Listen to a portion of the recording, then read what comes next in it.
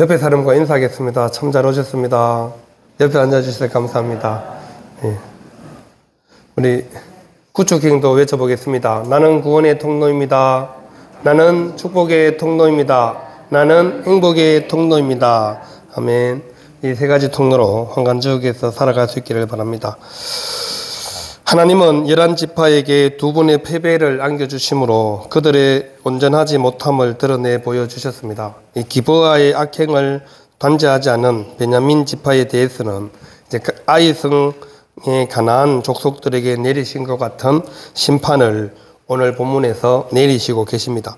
우리는 이 전투에 숨은 하나님의 메시지를 잘 깨달을 수 있기를 바랍니다. 이 과거의 승리에 도취되어서 베냐민 지파들이 이제 자신들이 망하고 있는 것을 잘 깨닫지 못하는 모습이 오늘 본문에 기록되어 있습니다. 베냐민 지파가 두 번의 전투에서 승리를 거뒀습니다. 이제 3차 전쟁을 시작하는데 이스라엘 11지파들은 두 번을 전쟁에서 패했잖아요. 그래서 하나님께 모여서 열심히 회개 기도를 하고 하나님께 진 이유에 대해서 또 물어서 설명을 듣고, 그리고 이제는 세 번째는 꼭 하나님께서 너희에게 승리를 안겨주겠다 확답을 받은 상태입니다. 그러고 나서 오늘 본문 29절에 보면 그냥 1차, 2차 전쟁은 그냥 덤벼들었죠. 우리가 뭐 인원수도 많고 이렇게 하니까 군사수도 월등히 많고 전쟁하면 당연히 이길 거라고 생각했는데 두 번을 패했습니다. 그래서 세 번째 3차 전쟁은 이스라엘 11지파가 전략과 이 전술을 아주 잘 수립하는 것을 우리가 볼 수 있습니다. 우리 여호수아 8장에 나오는 아이성 전투에서 패배하고 난 다음 여호수아와 모든 이스라엘 백성들이 아이성 공략을 이렇게 했거든요. 매복과 유인작전을 펴는 겁니다. 기본 초장에 매복한 군사가 10,000명 숨겨놓고, 그리고 또 전과 같이 똑같이 이스라엘 지파가 베냐민에게 패배하는 것처럼 그렇게 해서 도망가는 거죠. 싸우다가 불리하니까 도망가자 그렇게 전쟁이 지금 시작이 되고 있는 모습을 볼 수 있습니다. 그래서 31절에 보시면 베냐민 자손이 나와서 백성을 맞더니 꾀임에 빠져 성읍을 떠났더라. 그들이 큰 길 곧 한쪽은 베델로 올라가는 길이요 한쪽은 기브아에 들로 가는 길에서 백성을 쳐서 전과 같이 이스라엘 사람 30명 가량을 죽이기 시작하며, 이스라엘 백성들이 또 전쟁했는데 30명이 죽어나가는 겁니다.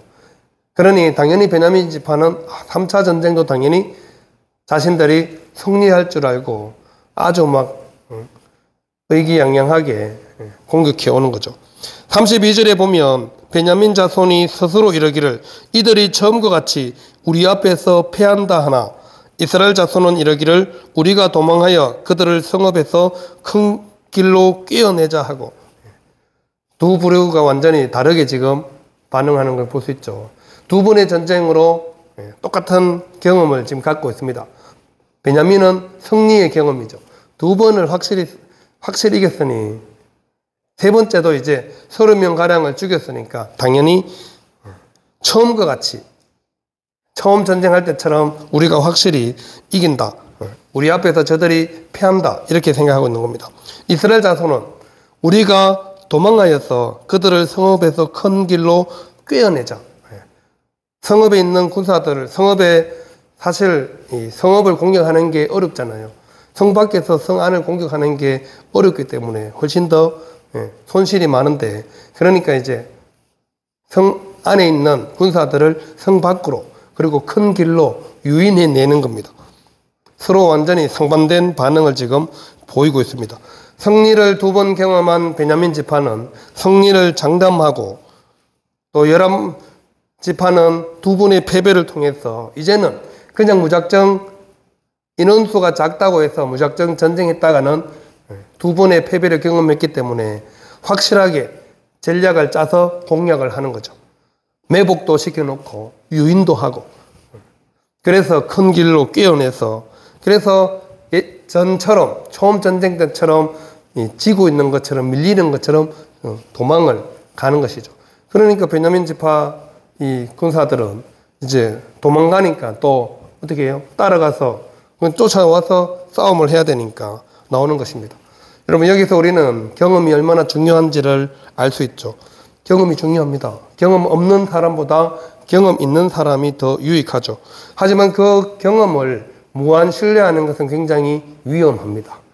오늘 베냐민 지파 그렇잖아요. 두 분의 승리의 경험 그것만 믿고 지금 이제 바뀌었습니다. 처음에는 11지파가 무작정 인원수도 많고 훨씬 더 자신들이 유리하다고 생각하고 무작정 덤볐는데 지금은 거꾸로 됐습니다.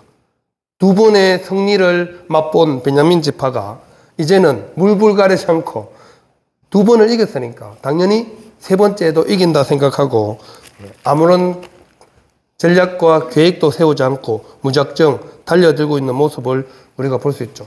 그러니까 유인작전에 완전히 걸려드는 것입니다. 자신들이 지금 유인작전에 말렸는지도 전혀 걸려들었는지도 알지도 못한 채 그들은 오로지 우리가 당연히 이길 거니까 그냥 대책 없이 성읍을 빠져나가는 것이죠. 우리의 삶 속에서도 마찬가지입니다. 여러분 경험이 중요합니다. 하지만 그 경험을 무한 신뢰하는 것은 굉장히 위험합니다. 그래서 우리는 이 세상을 살아갈 때 항상 우리의 삶 속에 언제나 복병이 숨어 있습니다. 내가 생각지 못한 일은 늘 일어나기 마련이죠. 그런 상황에서도 우리가 잘 지혜롭게 대처하기 위해서는 반드시 하나님의 말씀을 붙들어야 합니다. 하나님의 말씀이 지혜이기 때문에 하나님께서 우리에게 지혜를 주시기 때문에 그렇습니다. 내 경험보다 더 중요한 것이 바로 하나님의 말씀입니다. 사탄은 우리를 너무나 잘 알고 있습니다. 그렇기 때문에 관계를 잘 사용합니다. 이 사탄의 관계를 잘 모르면 함정에 빠지고 멸망을 당할 수 있다는 것이죠. 오늘 베냐민 지파가 바로 그런 거죠. 34절에 이렇게 말씀합니다. 온 이스라엘 사람 중에서 택한 사람 10,000명이 기브아 이르러 침에 싸움이 치열하나 베냐민 사람은 화가 자기에게 미친 줄을 알지 못하였더라.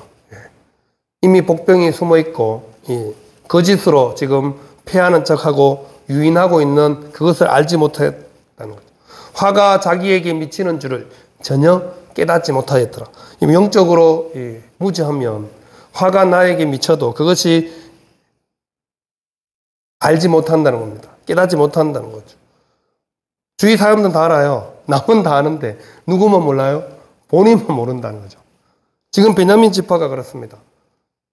두 번의 승리 때문에 더 이상 생각도 하지 않고 이 11지파가 어떤 전략을 가지고 전쟁을 하는지. 여러분 전쟁은 치밀한 계획과 전략을 가지고 전쟁을 합니다. 여러분 우리 사극 보셨죠? 불멸의 이순신. 얼마나 치밀하게. 그리고 사전 답사까지 다 하잖아요. 바다 위에서 싸우는데 왜 사전 답사를 해요? 물살. 바닷물도 흐름이 있잖아요. 그 물살 몇 시에 전쟁하는데 그때 물이 어디로 어떻게 바뀌는지 그까지 다 계산해서 바람의 방향까지 그렇게 해서 전쟁을 치러야 되는데 지금 베냐민 지파는 두 번의 승리의 경험 때문에 아무런 생각, 계획하지 않고 오로지 그냥 그래도 화가 자기에게 미친 줄도 알지 못한 채 전쟁을 하고 있습니다. 그래서 35절에 어떻게 됐어요? 결론이 25,100명 죽임을 당합니다. 그냥 이게 결론입니다. 3차 전쟁에서는 완전히 승리에 도취된 나머지 전혀 전략도 전술도 세우지 않고 두 번 이긴 경험이 있으니 그냥 덤벼들었다가 베냐민 지파 25,000명이 35절에 기록하고 있죠. 여호와께서 이스라엘 앞에서 베냐민을 치심해 당일에 이스라엘 자손이 베냐민 사람 25,100명을 죽였으니 다 칼을 빼는 자였더라. 다 칼을 잘 빼는 전사였다는 거죠. 중요한 것은 35절에 누가 이 승리를 이끌어 주셨어요? 여호와께서 이스라엘 11지파가 잘 싸워서 이긴 게 아닙니다. 하나님이 말씀하셨죠. 지난주에 이제 너희들에게 승리를 안겨주겠다. 두 분의 패배를 당하고 하나님께 울며 기도했잖아요. 우리가 잘못했다고 회개의 기도를 올리고 난 다음 뼈아픈 패배를 맛보고는 하나님께서 두 분의 패배를 통해서 다시 하나님을 찾자 하나님께서 세 번째는 꼭 승리를 안겨주겠다 약속을 하셨습니다. 그 약속대로 지금 35절에 지금 이스라엘이 11지파가 승리를 한 것이라고 말씀하는 거죠. 이스라엘 11지파가 물론 전쟁을 치렀지만 전쟁의 승패는 누가 잡고 있는 거예요? 하나님이 잡고 있는 겁니다. 우리 인생의 승패도 마찬가지입니다. 그럼 우리가 세상 속에서 그냥 겉으로는 뭐 돈 잘 벌고 잘 나가고 하는 거 보면 승리한 것처럼 보이지만 우리가 잘 아는 말 있죠. 잘 쓰는 말도 있죠. 끝까지 가봐야 한다. 우리 인생도 마찬가지입니다. 하나님을 믿고 살아가는 하나님의 백성들은 끝까지 가봐야 합니다. 베냐민도 자기가 이렇게 완전히 전멸을 당할 줄 몰랐죠. 비참하게 이렇게 패배를 당할 줄 상상도 아마 못했을 겁니다. 두 번의 승리에 그것도 4만 명이나 되는 자기들은 거의 손실이 없이 4만 명의 전사자가 있는 그런 상황에서 3차 전쟁도 당연히 똑같이 자신들의 승리를 아마 장담했겠죠. 하지만 결과는 완전히 달랐다는 거죠. 베냐민 지파 몇 명만 살아남았어요? 겨우 600명만 살아남아서 림몬 바위로 곁으로 도망갔다 이렇게 성경은 기록하고 있습니다. 죄인들은 자신들의 범죄에도 불구하고 오히려 승승장구하는 상황에 자만하다가 이처럼 완전한 파멸에 이르게 되는 겁니다. 결국 세상에서 하나님 없이 살아가는 사람들이 승승장구한다고 해서 부러워할 이유가 전혀 없는 것입니다. 전혀 부러워하지 않아도 됩니다. 끝이 별로 좋지 않다는 거죠. 그래서 우리는 그렇게 되지 않도록 하기 위해서 열심히 뭐 해야 돼요? 복음을 전하고 예수님의 사랑을, 말씀을 알려줘야 됩니다. 세상에 그게 전부가 아니라는 것을 알려주는 거죠. 돈 버는 게 전부가 아니죠, 여러분. 돈을 버는 것도 중요하죠. 잘 쓰는 것도 중요하죠. 돈을 왜 벌어요? 쓰려고 버는데 벌기만 하고 쓸 줄을 몰라요. 그러면 안 된다는 거죠.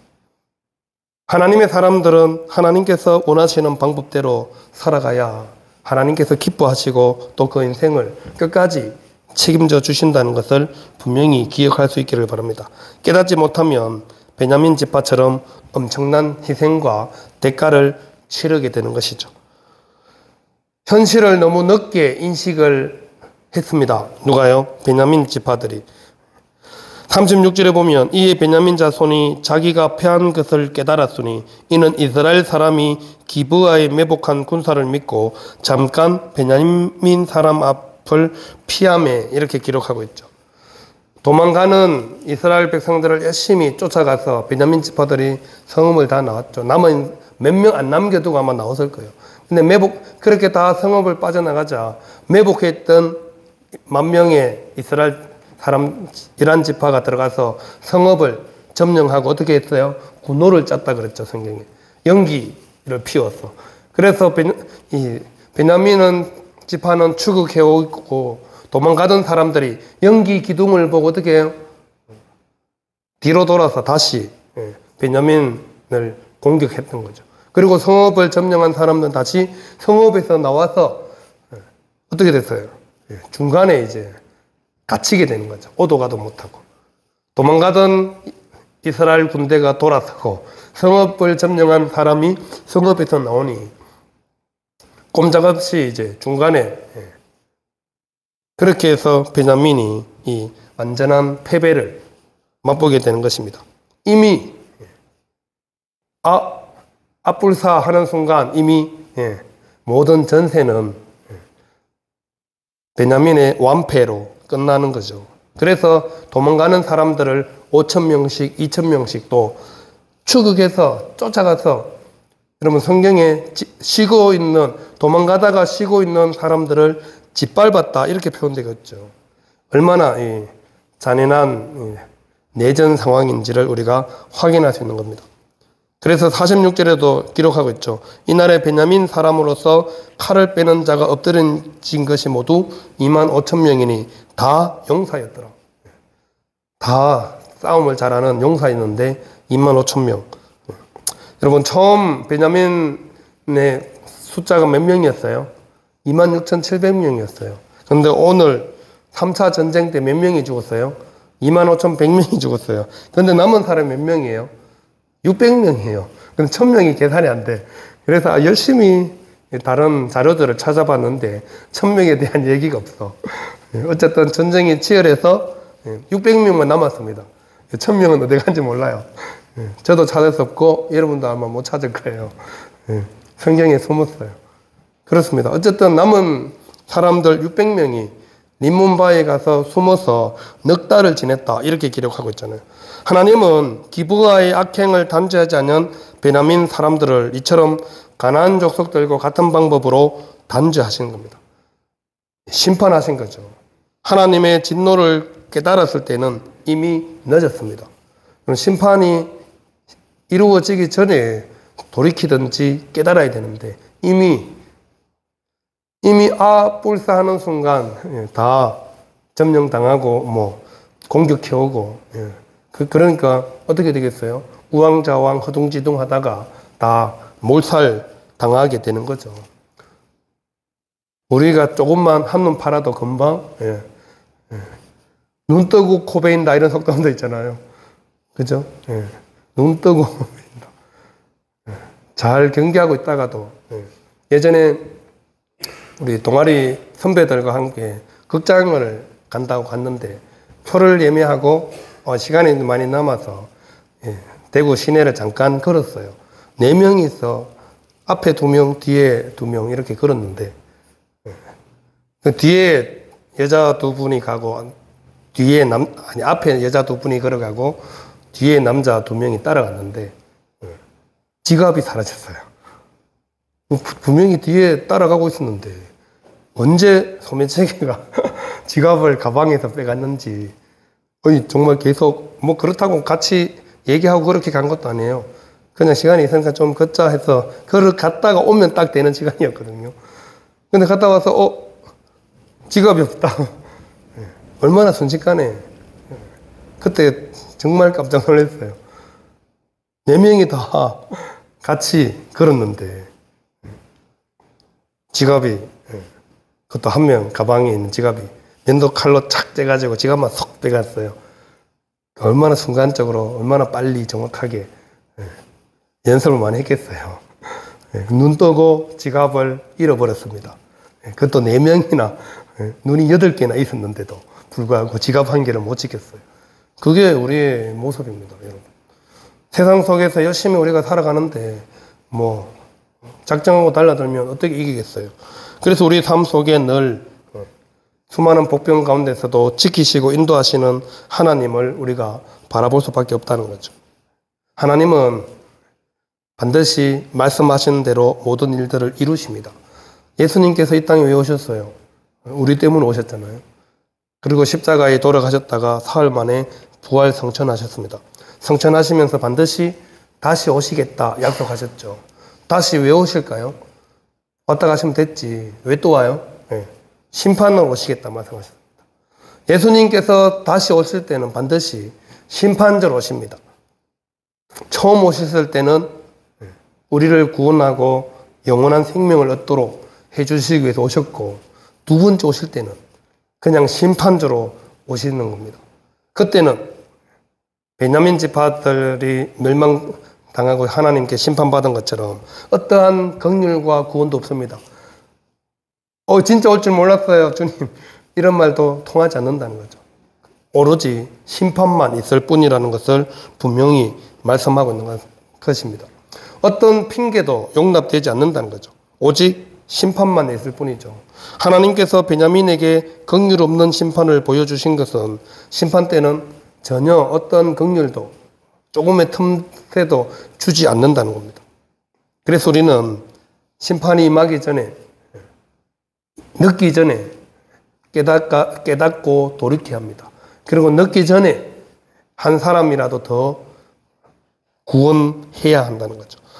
교회는 당연히 생명을 살리는 공동체입니다. 복음을 열심히 전하고 전도해서 한 사람이라도 더 살리는 것이 바로 우리가 해야 될 중요한 사명입니다. 세상에 많은 중요한 것들이 있죠. 그게 안 중요하다는 말이 아닙니다. 근데 더 중요한 것, 목숨을 구하는 것보다 중요한 일이 어디 있어요? 생명을 살리는 것보다 더 중요한 일이 없습니다. 내 친척, 내 동료, 내 이웃이 심판받아서 영원한 지옥에 던져지면 더 이상 기회가 없잖아요. 그러니까 그 전에 하나님께서 우리에게 기회를 주셨을 때 지금 더 늦기 전에 돌이키는 것이 중요합니다. 이 설교를 준비하면서 좀 상상을 해봤어요. 베냐민 지파가 기부와 불량배들 사실 몇 명이겠어? 대여섯 명이겠죠. 뭐 수십 명이었겠어요. 물론 왼손잡이 700명이 있었지만 700명이 찾아가서 그렇게 행동을 하진 않았을 거예요. 10명도 안 되는 숫자였는데 그 몇 명 보호하려고 하다가 지금 베냐민 지파 전체가 완전히 몰살당하는 600명도 도망가서 자기들이 숨어서 살았지.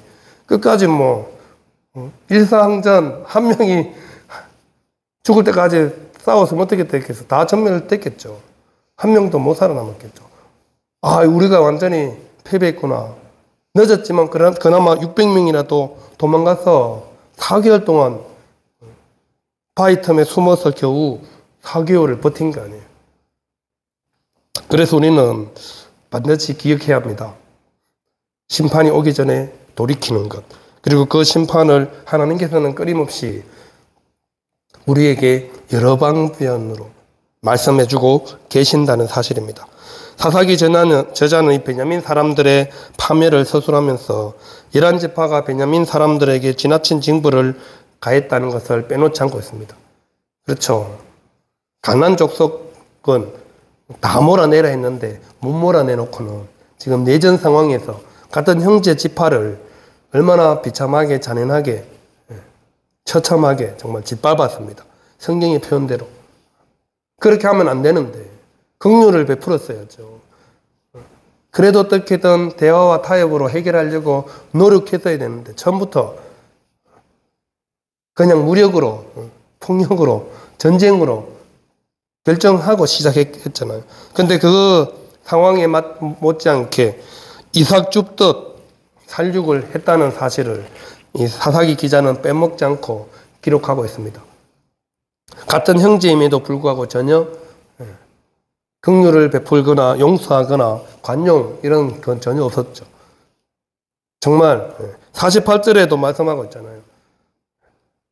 600명의 군사들은 도망가고 없는데 성읍에 찾아가서 어떻게 했어요? 닥치는 대로 사람을 죽였습니다. 그리고 성읍을 불태웠습니다. 이게 무슨 처음에는 좋은 의도로 시작했는데 결론은 그냥 폭력으로 끝나는 결론이. 그래서 하나님 없이 말씀 없이 살아가면 자기 소견에 옳은 대로 하다가 더 폭력적이고 잔인하게 변한다는 것을 이 사사기 기자가 우리에게 말씀해 주고 있는 것이죠. 하나님 믿는 사람들이 변질되면 더 심각한 악으로 전락하고 만다는 것을 분명하게 보여주고 있는 것입니다. 우리는 그리스도인들은 실용주의가 아닙니다, 여러분. 실용적인 태도로 우리가 살아가면 세상에 하나님이 그것에 동의하실까요? 하나님도 그래. 그럼 하나님이 실용적으로 구원했었다면 구원받을 사람이 있을까요? 아무도 없죠. 하나님께 쓸모있는 사람이 누가 있겠어요? 다 죄인인데 아무도 하나님 구원할 이유가 없죠. 근데 하나님은 그렇게 우리를 구원하지 않으셨습니다. 무조건적인 사랑과 은혜로 예수님을 보내셔서 우리를 구원했다는 사실을 꼭 기억하셔야 됩니다. 그래서 우리는 항상 하나님의 판단과 하나님의 계획은 늘 항상 옳다는 것을 인정해야 합니다.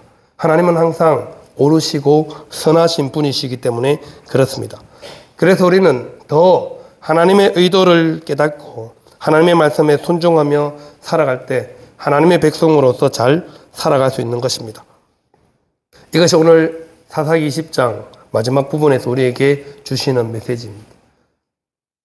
하나님의 의도를 빨리 깨닫고 돌이키는 것, 이것이 우리에게 필요한 것이라는 것을 꼭 기억하시고 오늘도 죄와 싸울 때는 피 흘리기까지 싸우시고 또 정의를 위해서 또 하나님의 말씀을 전하고 전도하고 생명을 살리는 것을 늘 중요한 우선순위에 두고 살아가는 우리 모든 성도들 되시기를 바랍니다.